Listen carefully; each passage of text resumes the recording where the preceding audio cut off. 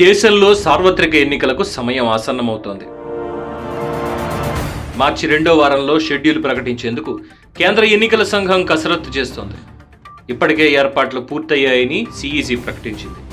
ఈ నేపథ్యంలో మార్చి 13న షెడ్యూల్ ప్రకటించే సూచనలు బాగా కనిపిస్తున్నాయి. ఏప్రిల్లో ఎన్నికలు నిర్వహించి మే నెల చివరి వారంలో ఫలితాలు వెల్లడించే అవకాశం ఉంది. ప్రధాని నరేంద్ర మోడీ ప్రస్తుతం రాష్ట్రాల పర్యటనలో ఉన్నారు. 10 రోజుల్లో 12 రాష్ట్రాల్లో పర్యటన షెడ్యూల్ ఖరారైంది. 29కి పైగా సభల్లో ప్రసంగించనున్నారు. ఈ నెల 13న పర్యటన ముగుస్తుంది. అదే రోజు ఎన్నికల షెడ్యూల్ వచ్చే అవకాశం ఉంది. పార్లమెంట్ ఎన్నికలతో పాటు దేశంలోని వివిధ రాష్ట్రాల అసెంబ్లీ ఎన్నికలకు ఎన్నికల సంఘం ఏర్పాటు చేసింది. ఇక షెడ్యూల్ ప్రకటించడమే తరువాయి మోదీ రాష్ట్రాల పర్యటన కోసమే ఈసీ షెడ్యూల్ ప్రకటించడం లేదని తెలుస్తోంది. 2019లో మార్చి 10న షెడ్యూల్ ప్రకటించిన ఈసీ ఏప్రిల్ 11 నుంచి 19 మధ్య 7 దశల్లో ఎన్నికలు నిర్వహించింది.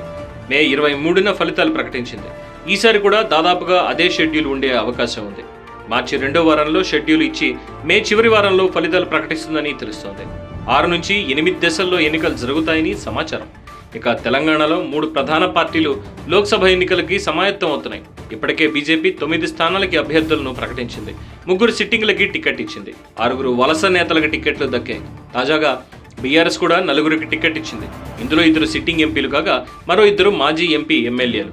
పెద్దిపల్లి నుంచి మంత్రి కొప్పుల ఈశ్వర్ని బరిలోకి దించగా కరీంనగర్ నుంచి మాజీ ఎంపీ వినోద్ కుమార్ను ఎంపిక చేసింది. మహబూబాబాద్ నుంచి సిట్టింగ్ ఎంపీ మాలవత్ కవిత, ఖమ్మం నుంచి నామా నాగేశ్వరరావుకి టికెట్ ఇచ్చారు. బీజేపీ 2వ జాబితా నేడో రేపో ప్రకటించే అవకాశం ఉంది. ఇందులో మిగతా 8 స్థానాలకి అభ్యర్థులుంటారని ప్రకటిస్తారని తెలుస్తోంది.